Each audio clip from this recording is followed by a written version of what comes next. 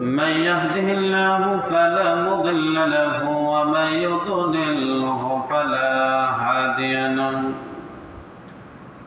ونشهد أن لا إله إلا الله وحده لا شريك له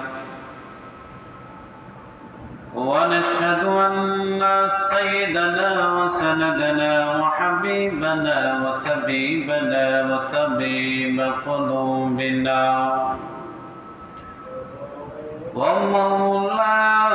ومولانا محمدا عبده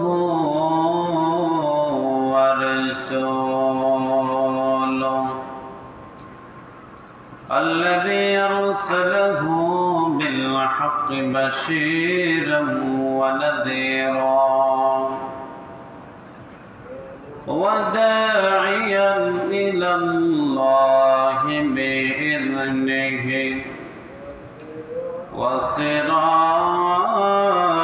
وسراجا منيرا أما بعد فقد قال الله تعالى في كلامه المجيد وفي فرقانه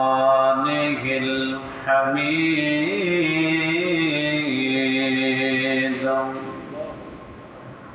أعوذ بالله من الشيطان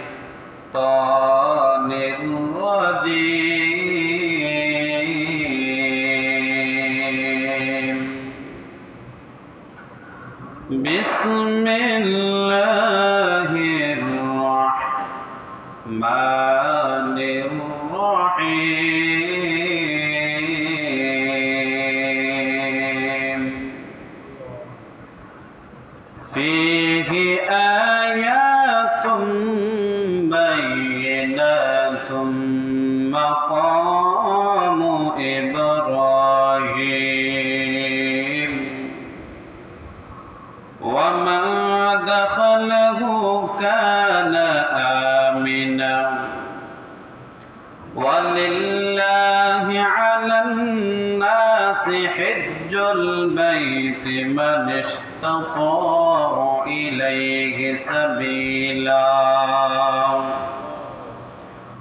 ومن كفر فإن الله غني عن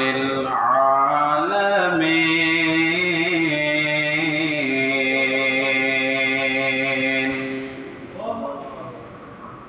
وقال رسول الله صلى الله عليه وسلم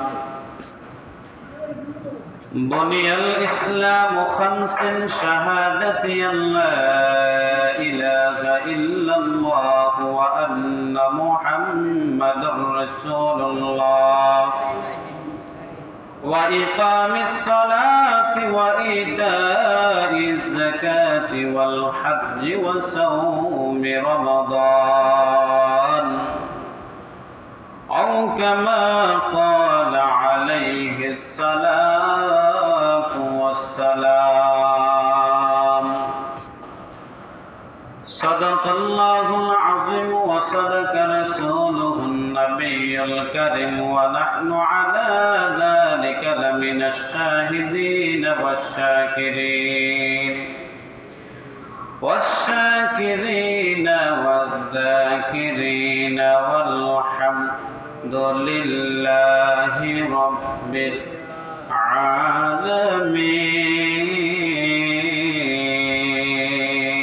العالمين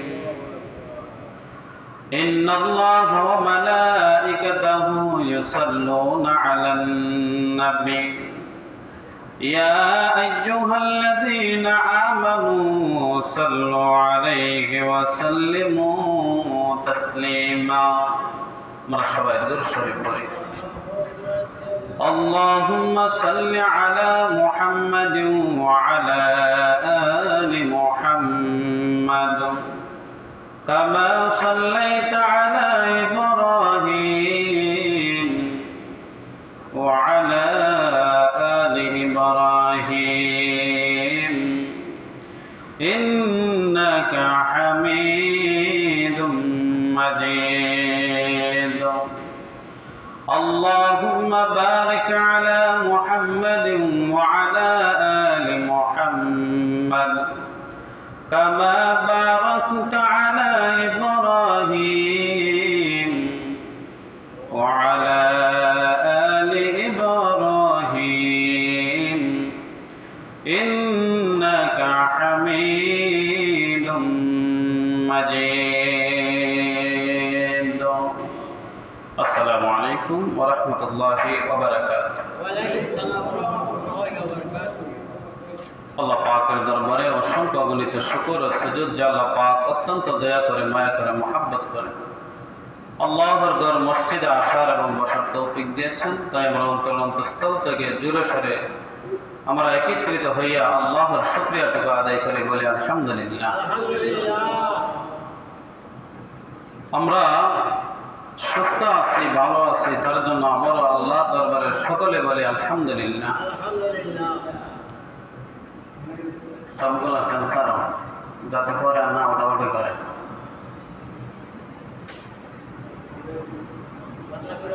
আজকে ভিন্ন রকমের আলোচনা হবে। তারপরে হজ যেহেতু আমাদের সামনে, হজের মাস হলো জিলহজ মাস। কি মাস?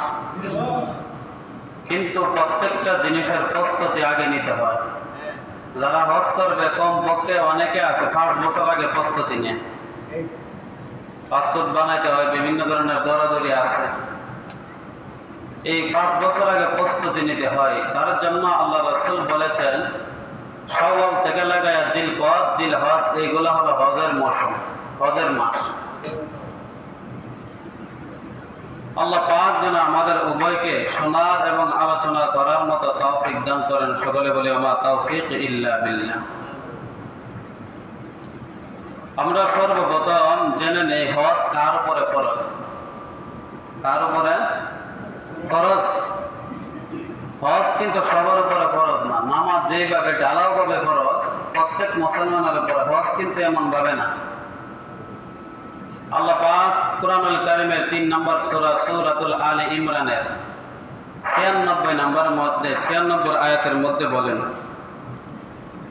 ইন্না আউওয়ালা বাইতিন ওয়াদি'a লিন-নাস।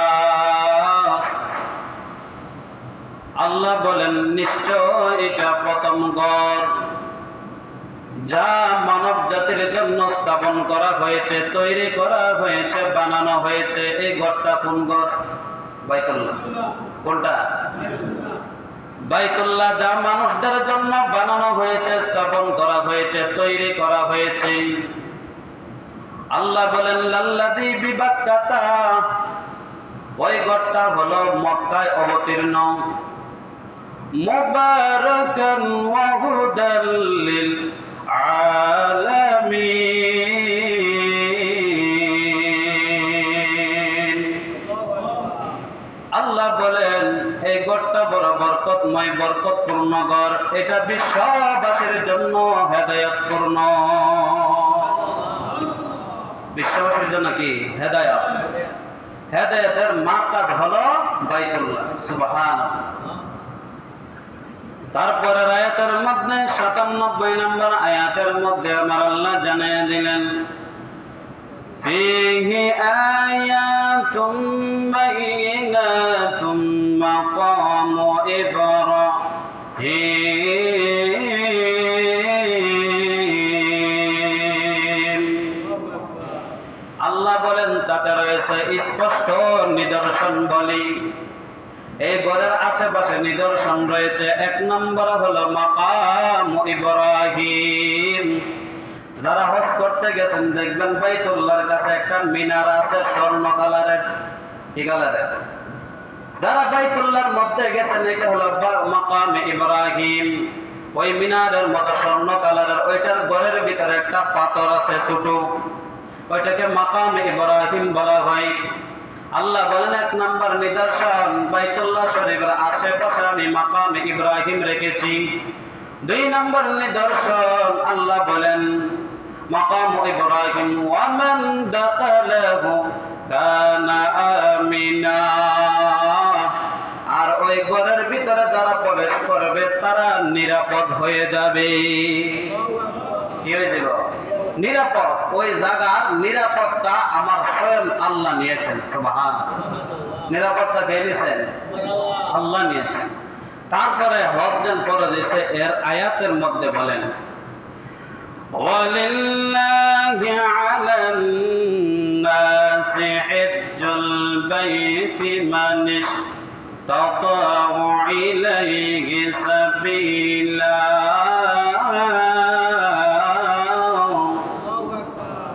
আল্লাহ বলেন যাদের সামর্থ্য রয়েছে নিজের কর্ম গ্রহণ করিয়া, পরিবার পরিজনের কর্ম গ্রহণ করিয়া, যারা যা কিছু প্রয়োজন আছে ওই প্রয়োজন সারিয়া যে সম্পদ থাকবে বাইতুল্লাহ হজ করতে পারবে, বাইতুল্লাহ পর্যন্ত যাইতে পারবে, এই খরচ দিয়ে ওই ব্যক্তির উপরে হজ খরচ করা হয়েছে।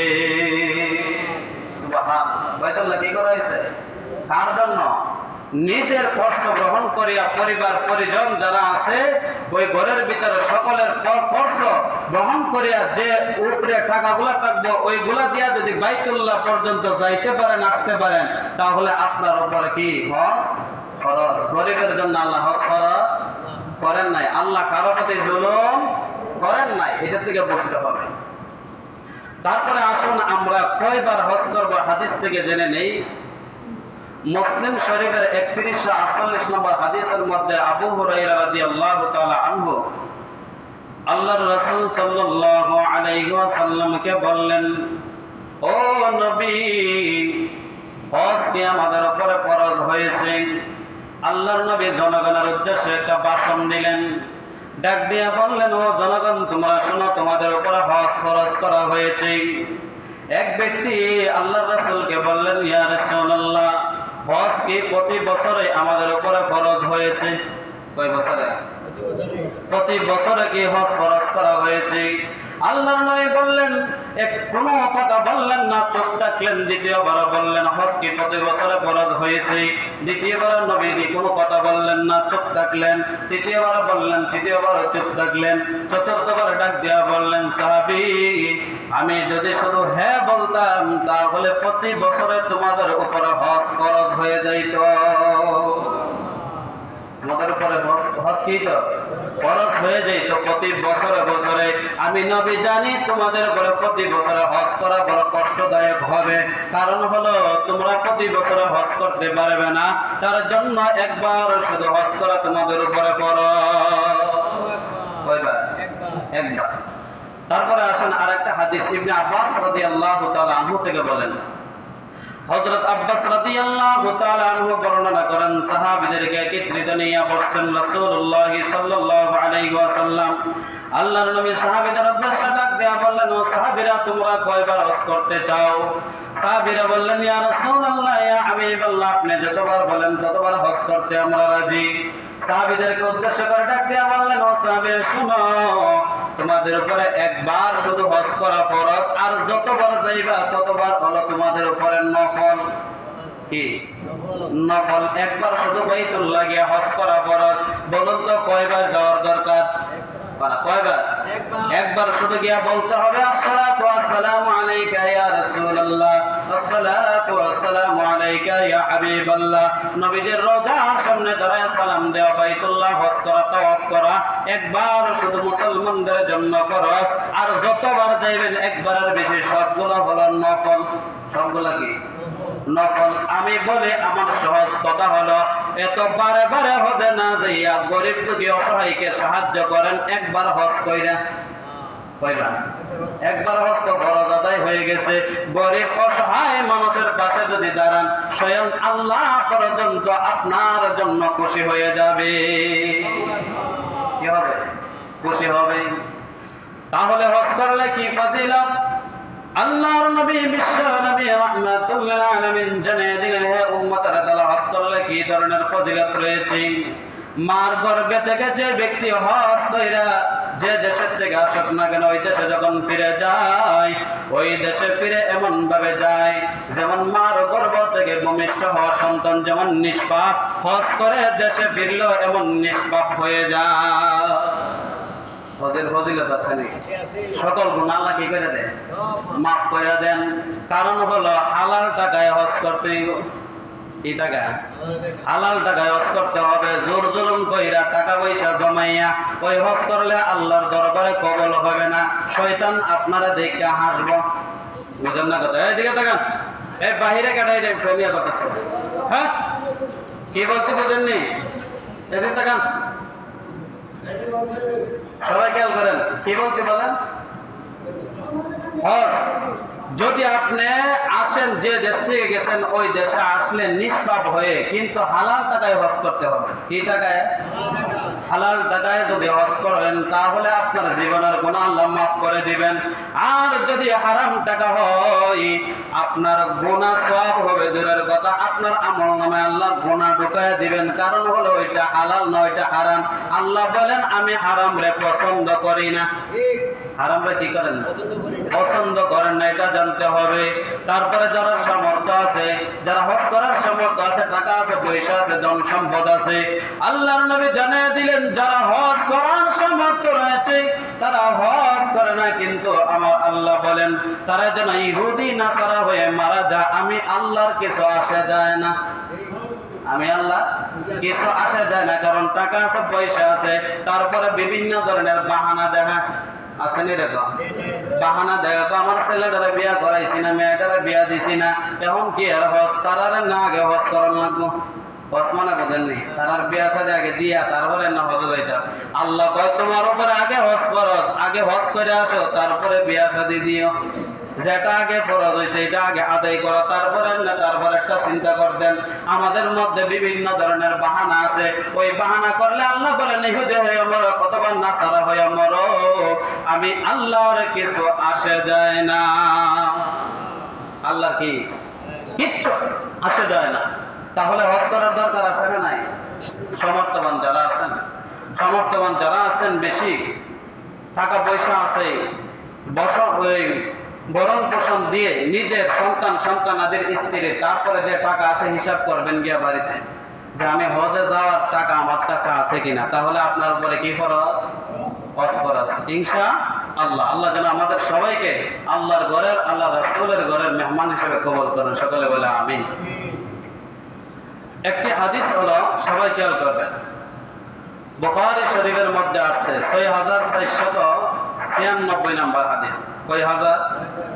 ৬৪৯৬ নম্বর হাদিসের মধ্যে আছে, আবু হুরায়রা রাদিয়াল্লাহু তাআলা আনহু বর্ণনা করেন, আল্লাহর নবী সাহাবীর উদ্দেশ্যে ডাক দেয়া বলেন, ও সাহাবীরা তোমরা শোনো, কিয়ামত কখন হবে জানো? যখন দেখবা আমানতের কিয়ামত হইছে। আমানতের, সবাই খেয়াল করেন, যখন দেখবা আমানতের কিয়ামত হইছে। সাহাবীরা ডাক দিয়া বললেন, ইয়া রাসূলুল্লাহ, ইয়া হাবিবাল্লাহ, নবী গো, আমানতের কিয়ামত কি বুঝতে পারি নাই, যদি আপনি স্পষ্ট করে বুঝাইয়া দিতেন। আল্লাহর নবী বললেন, অযোগ্য মানুষ যখন যোগ্য চেয়ারে বসবে, যোগ্য ক্ষমতা পাইবে, তখন ওই কিয়ামতের আর বেশি দিন নাই। কারা কইছে? আল্লাহর রাসূল নিজে কইছে। দেখবেন কিছু কিছু মানুষ আছে মূর্খ, জাহেলের বাপ, তারপরে দেখবেন কিছু কিছু ক্ষমতা পাওয়ার পরে ওই ক্ষমতার অপব্যবহার করে। আছে না নাই? ওই ক্ষমতার অপব্যবহার করে।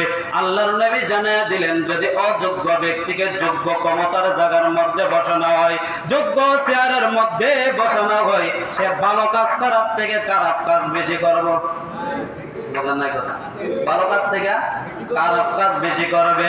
যেটা হয়েছে না এটাও কইবে, যেটা হয়েছে ওইটাও কবে। তার জন্য আল্লাহ রাসূল বললেন, অযোগ্য ব্যক্তিকে যখন চেয়ারে বসাবে, অযোগ্য ব্যক্তিকে যখন মসজিদের কমিটি বানাবে, অযোগ্য ব্যক্তিকে যখন চেয়ারম্যান বানাবে, অযোগ্য ব্যক্তিকে যখন মেম্বার বানাবে, তখন খেয়াল করবেন তার ভিতরে ইসলাম আসেনি, তার ভিতরে দ্বীন আসেনি, তার ভিতরে কালেমা আসেনি, তার ভিতরে রাসূলের হাদিস আসেনি, তার ভিতরে রাসূলের আখিরাতের সুন্নাহ আসেনি, সে আখিরাতের বই করে কিনা, কবরের বই করে কিনা, ওই ব্যক্তিকে দেখে তাকে ভালো জায়গায় বসাতে হবে।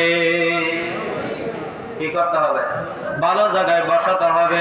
দেখবেন বেশিরভাগ মানুষ যারা আখিরাতকে ভয় করে, ওই মানুষের দ্বারা কখনো আকাম কুকাম হতে পারে না, ওই মানুষের দ্বারা কোনোদিন সমাজের মানুষ কষ্ট পাইতে পারে না। যেই মানুষগুলো মূর্খ জাহেল, ওই মানুষের দ্বারা মানুষে কষ্ট পায়, ওই মানুষের দ্বারাই মানুষে দেখবেন বেশিরভাগ বিভ্রান্তি হয়। ওই মানুষের দ্বারা মানুষের কষ্ট পাওয়ার কারণে, ওই মানুষটা আঘাত পাওয়ার কারণে দেখবেন বিভিন্ন জায়গায় মানুষের কাছে দেখবেন বিচার আদালতের দলা করার চেষ্টা করে, আছে না নাই? তাহলে কি করতে হবে? যোগ্য ব্যক্তি দেখে যোগ্য স্থানে বসাইতে হইব। যোগ্য ব্যক্তি দেখে যোগ্য স্থানে বসাইতে হবে। কিন্তু আমাদের দেখবেন বিভিন্ন সমাজে অযোগ্য ব্যক্তি যোগ্য চেয়ার লইয়া বয়ে রয়েছে। বোঝেন নাই কথা? অযোগ্য ব্যক্তি গেলা যোগ্য চেয়ার রয়েছে, যোগ্য ক্ষমতা লইছে, যোগ্য জায়গার বৈশা রয়েছে। আল্লাহর রাসূল বলেন বেশি সময় নাই, বেশি সময় নাই, কিয়ামত গণনা করো। কি গণনা করো? কিয়ামত গণনা করো। একটি হাদিস হলো সহিহ বুখারীর মধ্যে আছে 278 নম্বর হাদিসের মধ্যে আবু হুরায়রা রাদিয়াল্লাহু তাআলা আনহু বর্ণনা করেন, ইয়া রাসূলুল্লাহ, ইয়া হাবিবাল্লাহ, নবী গো, ওই হাদিসটা বর্ণনা করেন আল্লাহর রাসূল জানিয়ে দিলেন, বনি ইসরাইলের লোকেরা আগে একে অপরকে দেখে উলঙ্গ হইয়া এক জায়গার মধ্যে গোসল করত। কিসের মধ্যে? যারা হাদিস পড়েন, খেয়াল করেন, যারা হাদিস পড়েন এই হাদিসটা দেখবেন 278 নম্বর হাদিস, বুখারী শরীফের মধ্যে। আল্লাহ রাসূল বললেন, ইয়া রাসূলুল্লাহ, ইয়া হাবিবাল্লাহ, বনি ইসরাইলের লোকেরা একে অপরে এক একজনকে দেখে দেখে গোসল করত। কোনো কাপড় থাকতো না, কোনো পোশাক থাকতো না শরীরের মধ্যে। সকলে যখন একত্রিত গোসল করে, হযরতে মূসা আলাইহিস সালাতু ওয়াস সালাম বনি ইসরাইলের নবী, কোন নবী? বনি ইসরাইলের নবী। তারা বলতে যে সবাই আমরা একত্রিত হয়ে একে অপরকে দেখে দেখে গোসল করে। ওই নবীর সময়টা জায়েজ ছিল। কি ছিল? জায়েজ ছিল। তখন সকলে সমালোচনা করতে শুরু করলো, মুসা নবী দিয়ে আমাদের সঙ্গে গোসল দেয় না, সে আলাদাভাবে আজকা দিয়া বেড়া দিয়া সে গোসল দেয়, কারণ কি? হয়তো তার অন্ডকোষ বড়। কি বড়? দেখেন কত বড় মারাত্মক জালেমের দলে কি কইতাছে? সমালোচনা করতেছে। কি সমালোচনা? নবীর বিরুদ্ধে সমালোচনা। তো তার মনে হয় অন্ডকোষ বড়, তার মনে কি অন্ডকোষ বড়। নাউজুবিল্লাহ। যখন তারা সমালোচনা করা শুরু করলো, শুধু এক জায়গার ভিতরে সমালোচনা না, দোকানপাটে, রাস্তাঘাটে, যেখানে যায় এখানেই সমালোচনা করা শুরু করলো। হযরত আবু হুরায়রা রাদিয়াল্লাহু তাআলা আনহু ডাক দিয়া বললেন, তখন আল্লাহর রাসূল বললেন, হযরতে মূসা পয়গম্বর ওই নদীর মধ্যে যখন গোসল করতে গেলেন, একটা পাথরের মধ্যে ওনার কাপড় রাইখা গোসল করতে নামলেন। এমন সময় পাথরটা তার কাপড় নিয়ে দৌড়ানি শুরু করছে। কেটা পাথর নিয়ে কাপড় নিয়ে কে দৌড়তেছে? পাথরে কাপড় নিয়ে যখন দৌড়া শুরু করলো, মূসা নবীর শরীরে কোনো কাপড় নাই। হযরত মূসা আলাইহিস সালাতু ওয়াস সালাম পাথরকে ডাক দিয়া বলতেছে, ও পাথর, আমার কাপড় দিয়া যাও, আমার কাপড় দিয়া যাও। যে মানুষগুলা দোকানে বসে সমালোচনা করতেছে, মূসা নবী পাথরের পিছনে পিছনে দৌড়াইতাছে। তখন ওই বনি ইসরাইলের লোকেরা তাকায়া দেখে মূসা নবীর কোনো শরীরে কাপড় নাই। ওই জায়গার দিকে তাকায়া দেখে মূসা নবীর কোনো রোগ নাই। সুবহানাল্লাহ। তারা আবার সাক্ষী দিল, আল্লাহর কসম, আল্লাহর কসম, আল্লাহর কসম, মূসা নবীর যে ধারণা করছিলাম ওই ধারণা অনুযায়ী উনার কোনো ধরনের রোগ নাই। সুবহানাল্লাহ। আমাদের মধ্যে কিছু কিছু মানুষ আছে ধারণা কইরা দেখবেন গীবত করে, ধারণা করে সমালোচনা করে। ওই ধারণা কইরা যদি সমালোচনা করেন, দোষ নাই, তারপরে দোষ বাহির করার চেষ্টা করে। মূসা পয়গম্বরের জামানা তারা নবীরা দোষ ত্রুটি বাহির করার জন্য চেষ্টা করেছিল। আর আমাদের তো সাধারণ কিছু কিছু আলেম ওলামার দোষ ত্রুটি বাহির করার জন্য কিছু মুনাফিক মার্কা মুসলমান আছে না নাই? তাহলে বোঝা গেল তারা ইহুদির চরিত্র। ইহুদিরা দেখবেন নবীদেরও ছাড়ে নাই, অনেক নবীদেরকে হত্যা করছে। অনেক নবীদেরকে কি করছে? হত্যা করছে ইহুদির দল। অনেক নবীদের সমালোচনা করত ইহুদির দল। যারা সমালোচনা করে আলেমদের, যারা সমালোচনা করে ইমামদের, যারা সমালোচনা করে উলামায়ে কেরামদের যারা সমালোচনা করে নবীদের, তাদের চরিত্র হলো ইহুদির চরিত্র। কিসের চরিত্র? ইহুদিদের চরিত্র। কারণ হলো আল্লাহ রাসূল সাল্লাল্লাহু আলাইহি ওয়াসাল্লামের একজন সাহাবী ছিলেন আব্বাস রাদিয়াল্লাহু তাআলা আনহু, আর একজন সাহাবী ছিলেন হযরত আলী রাদিয়াল্লাহু তাআলা আনহু। হযরত আলী রাদিয়াল্লাহু তাআলা আনহুকে নিজে সরাসরি দেখছেন ইমামে আযম আবু হানিফা রাহমাতুল্লাহি আলাইহি, নিজে তিনি দেখছেন। সুবহান, নিজে কি করছেন? দেখছেন। চারজন ইমাম ছিল। কয়জন? চারজন ইমাম ছিলেন। চারজন ইমাম থেকে সবচেয়ে বড় হলো ইমামে আযম আবু হানিফা রাহমাতুল্লাহি আলাইহি। একদিন এক মাঠের মধ্যে বৈশা আপনার কিছু আলেম ওলামাদেরকে নিয়ে ফিকহি গবেষণা করিয়া মাসআলা বাহির করতেছে। কি বাহির করে? মাসআলা বাহির করে। অপর দিক দিয়ে আবার কিছু বলা হয় না আছে, যুবকরা খেলাধুলা করতেছে, ক্রিকেট বল। কি বল? সবাই খেয়াল করেন, কি বল? ক্রিকেট খেলতেছে, ক্রিকেট বল খেলতেছে। তখন হঠাৎ করে দেখবেন একজন যদি বৈশা দেয়, অনেকের মাথার উপরে পড়ে, শরীরের উপরে ক্রিকেট বল গিয়া পড়ে, এরকম আছে না? ক্রিকেট বল গিয়া পড়ছে, পড়ার সাথে সাথে এরা উলামায়ে কেরামদের মধ্যে পড়ে গেছে। কেউ সাহস করে না। কেউ কি করে না? কেউ সাহস করে না যে ইমামে আযম আবু হানিফা রাহমাতুল্লাহি আলাইহির সামনে থেকে গিয়া বলটা আনবো। একটা লঙ্গি তোলা দিয়া, লঙ্গি কি দিয়া? আবু হানিফা হইছে, কি হইছে? এটা কোনো বিষয় না। এমনি কইতাছে আবু হানিফা হইছে, এটা কোনো বিষয় না। আবু হানিফা কি কার কিছু লাগেনি? হ্যাঁ, ওলামায়ে কেরাম বলে ওলামায়ে কেরামের জায়গা, তার আমার কাজ হইলে আমার। তখন গেছে ইমাম আবু হানিফা, তার দিকে তাকায় রইছে, তাকায় দেখে লঙ্গিটা ওসা করে আইতাছে। লঙ্গিটা কি করে? উপরে তুইলা আইতাছে। তখন ইমাম আবু হানিফা রাহমাতুল্লাহি আলাইহি ডাক দিয়া বলছিল সকলকে, এই কোন সন্তান সাহস করে নাই যে আসতেছে, অবশ্যই তার জন্মের বেজাল আছে। কি কইছে? তার জন্মের মধ্যে বেজাল আছে, না হলে এরকম আচরণ কোন আলেমদের সাথে করতে পারে না। বুঝেন না কথা? আর কিসের মধ্যে বেজাল? জন্মের মধ্যে বেজাল। তার কারণে উলামায়ে কেরামদের সাথে, ইমামদের সাথে, নবীদের সাথে, কুরআন ওয়ালাদের সাথে এরকম আচরণ করে। এখনো যারা করে, বুঝা যাইব তাদের জন্মের মধ্যে বেজাল আছে। বুঝেন না কথা? তাদের কিসের মধ্যে বেজাল? জন্মের মধ্যে বেজাল। এগুলা শুনে রাখবেন। যারা দেখবেন এই ধরনের সমস্যা ইমামদের সাথে, উলামায়ে কেরামদের সাথে, নবীদের সাথে খারাপ আচরণ করেছে, ভবিষ্যতেও করেছে, এখনো করবে, ভবিষ্যতেও করবে, এরকম টার্গেট নিয়ে আইছে, ওইগুলা জন্মের একটারও ঠিক নাই। বুঝেন না কথা? জন্মের কি নাই? না হইলে এই ধরনের বিরোধিতা কোনো মানুষ করতে পারে না। বুঝেন না কথা? তাহলে যে বিষয়টা বলতেছিলাম, অনেকে দেখবেন আমি মুরব্বী, আমি কি? আমি মুরব্বী, আমার উপরে আর কেউ নাই, এরকম আছে না মানুষ? আমি মুরব্বী আর নাই। এক মুরব্বী এক এলাকার ভিতরে দাঁড়ায় কইতেছে, এই এলাকা আমার চেয়ে বড় আর কেউ নাই। দাঁড়ায় যখন কইতেছে আবার হজের জন্য আবার রওনা দিব বিকাল বেলা, সকাল বেলা কইয়া বিকেল বেলা যখন রওনা দিছে, পাত্র দিয়া যাইতেছে, এমন সময় দেখে একজন মুরব্বী কান্না করতেছে বৈশা বৈশা। একজন মুরব্বী কি করতেছে? কান্না করতেছে বৈশা বৈশা। জিজ্ঞাসা করতেছে, বাবা তোমার কি বাড়ি ঘর নাই? কিসের জন্য কান্না করো? আমার বাড়ি ঘর নাই। ভালো করে কইলা কোন? বাড়ি ঘর আছে, আমার আব্বা ফিডাইয়া আমার বাড়ির থেকে বাইরে ফিরে দিছে। বয়স হইলে 120 বছর। বয়স কয় বছর? বিদায় করছে গাড়া, বাপের বিনটা বিদায় করে দিছে বাড়ির থেকে। তখন কইতেছে, আই সর্বনাশ, আমার বয়স না মাত্র 80। আমার বয়স কত? মাত্র 80। এই বেটা দিয়ে আমার বাপের সমান। এই বেটা কি? আমি কইছিলাম আমি বুঝি এলাকার সবচেয়ে সর্দার, সবচেয়ে মুরব্বী, কিন্তু এই বেটা দিয়ে আমার পরে এই বেটার বলে আবার বাপও আছে। এই বেটা কি আছে?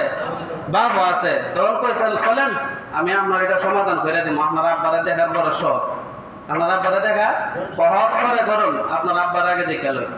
তখন বাবার দ্বারা গেছে গিয়া, আপনি ডাঙাইতেন নে, আপনার বলার 120 বছর আপনি মারছেন, এখন তো কি এর লাগে মারছেন? ইসলামের দাদার একটা ফান বানাই দিত। বুঝেন না কথা? কে কইছিল? এর দাদার একটা ফান বানাই দিত, দিছে না করে আমি বাড়ির থেকে ভিড়টা বাইর করে দিছি।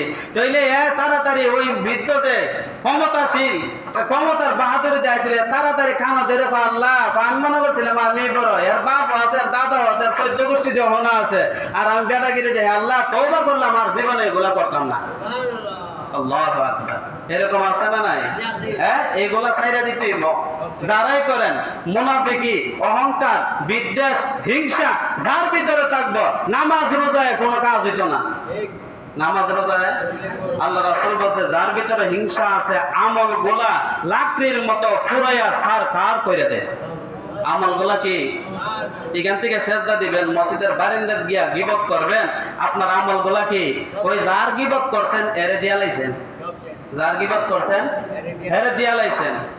আবার কিছু কিছু মানুষ আছে দোকানপাটে বইয়া হুজুর যদি গিয়া দোকান হব কোন জায়গা হুজুর এসারে রাজান দিলাইছে, আপনি মসজিদে না দেবেন, কই যাবেন? মসজিদে না যাবেন, আপনার কাজ মসজিদ। এরকম হেদায়েত করেনা আছে না নাই?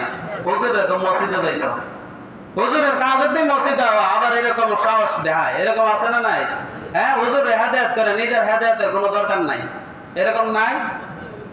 এইগুলো ছাড়তে হবে, নিজের আমলের দিকে তাকাইতে হবে, নিজের আমল কিভাবে করব, আমার ঈমান কিভাবে ঠিক রাখবো, এইগুলো সবথেকে বেশি।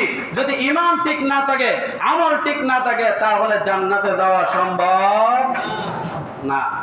এইগুলা আমাদের কার্যকরী, এগুলো আমাদের দরকার। তাহলে যে বিষয়টা বলতেছিলাম, হাদিস শরীফের মধ্যে এমন ভাবে আইছে যে এখন বর্তমানে সমাজের দিকে তাকাইলে দেখবেন গীবত সবথেকে বড় বেশি ভয়ানক হয়ে দাঁড়াইছে। যারা দোকানদার আছে এরা জিজ্ঞাসা যে গীবত কত প্রকার, কি কি, এরা ভালো করে কইতে পারবো, বুঝেন না কথা? দোকানদার মহাজন যারা আছে এরা কিন্তু সারা জীবন মনে করেন দোকানদারি করতেছে আর গীবত উঠতেছে। কেডা কত গীবত করতে পারে, দোকানদারে ভালো করতে পারে, বুঝেন না? কেডা করতে পারে? দোকান যারা চালা, সার দোকান, বিশেষ করে সার দোকানে। আমি এক জায়গায় গেছি, বোঝানোর জন্য বলতেছি। এক জায়গায় যাওয়ার পরে বলতেছে হুজুর আপনি আসছেন ভালো হয়েছে। আমি যখন আয়সা করতেছি এমন সময় থেকে একজন যুবক ঢুকছে দোকানের মধ্যে, গান বাজাইতেছে, হিন্দি গান। কি গান? সবাই খেয়াল করেন, কি গান? হিন্দি গান বাজাইতেছে। বাবা রে, তুমি যদি হিন্দি গান আর বাংলা গান বাজাও তাহলে আমার দোকান থেকে বাইরে যাবা। কে যাবা? দোকান থেকে বাইরে যাবা। এরকম কাস্টমারের কোনো দরকার নাই। আর আমাদের মানুষ যারা আছে এরা হিন্দি গান লাগায়া দেখো, কাস্টমার ছায়া দেখো, কি মজা লাগে। এরকম আছে না নাই? হ্যাঁ, নিজে আগে, আমি সবসময় বলি নিজে আগে ঠিক হন। এখন বর্তমান সমাজে সুদ খাওয়া যতটা ভয়ানক, সুদের আলোচনা করা ততটা বেশি ভয়ানক মনে হয়, বুঝেন না কথা? ঘুষ খাওয়া যতটুক অপরাধ মনে হয়, ঘুষের আলোচনা করলে এর থেকে বেশি অপরাধ মনে হয়। জুয়া খেলা যতটুক সহজ মনে হয়, জুয়া খেলার আলোচনা করলে এর থেকে বেশি অপরাধ মনে হয়। যত ধরনের অপকর্ম আছে আলোচনা করলে হুজুর কোরআন হাদিস থেকে আলোচনা করে যান, কিন্তু সুদের আলোচনা করেন না, ঘুষের আলোচনা করেন না, জুয়ার আলোচনা করেন না। করবেন কিটা? জান্নাত আর জাহান্নামের নিচের আলোচনা করবেন, মাটির নিচের আলোচনা করে আপনার আলোচনা শেষ করে দিবেন। কারণ হলো আমরা দুনিয়াতে কিছু করে আর না করে জান্নাত পাইলে ভ্রমণ না পাইলে নাই, যেমনি মানুষ এমনি চলুক, কিন্তু আমাদের নিয়ে টেনশন করেন না। এরকম আছে না নাই? আমার টেনশন হলো মানুষ উম্মত কিভাবে জান্নাতে যাওয়া যায়। এটা হলো ওলামায়ে কেরামদের টেনশন। কার টেনশন? সবাই। আবার অনেকে আছে সব আলেম ওলামাদেরকে এক পাল্লায় মাপে, আছে না নাই? সব ওলামায়ে কেরাম একরকম না। আলেম ওলামা যত ধরনের খারাপই করুক, যত ধরনের অন্যায় করুক, কিন্তু আপনি তার বিরোধিতা করতে পারবেন না। কারণ আপনি সুপরামর্শ দিতে পারেন। বিরোধিতা করার কারণ হলো আপনার ভিতরে হিংসা ঢুকছে, আপনার ভিতরে অহংকার ঢুকছে। বিরোধিতা না করে তারা বুঝাইয়া দেন যে এইভাবে করেন না, এইভাবে করেন। কিন্তু ওলামায়ে কেরামদের বিরোধিতা করলেন কি বুঝা? আপনার ভিতরে এলেমের সিজাবুড নাই, বুঝেন না কথা? এলেমের কি নাই? সিজাবুড নাই। এলেম কি বুঝেন? আবার অনেকে আছে ছেলে মাদ্রাসা দিয়া, নাতি মাদ্রাসা দিয়া, বাতিজা মাদ্রাসা দিয়া আবার ইমামের বিরোধিতা করে আবার তারারে পড়াইতে চায়। এটা কোনোদিনও সম্ভব নয়, কোনোদিন সম্ভব নয়। কারণ হলো হেও যদি আলেম হয় তারপরে ইমামতি করবে, কিন্তু তার বিরোধিতাও আরেকজনে করবো, বুঝছেন না কথা? তার বিরোধিতা কি? আগে আপনি আলেমরা সম্মান দেওয়া শিখেন, আলেমকে ভালোবাসেন, আলেমের সাথে চলাফেরা করেন, তারপরে না আপনার ছেলের মাদ্রাসায় দিয়ে আপনি আলেম বানানোর চেষ্টা করতেন। তারপরে না আপনার নাতিকে মাদ্রাসায় দিয়ে আপনি আলেম বানানোর চেষ্টা করতেন, আগে আপনি আলেমের বিরোধিতা শুরু করছেন, তারপরে আপনার নাতি পতি ছেলে মেয়ে আলেম বানাইবেন। এটা স্বপ্নে কোনোদিনও চিন্তা করেন না যে এগুলা আলেম হইল, কোনোদিন চিন্তা করেন না। আল্লাহ যেন আমাদের সবাইকে বোঝার মতো তৌফিক দান করেন।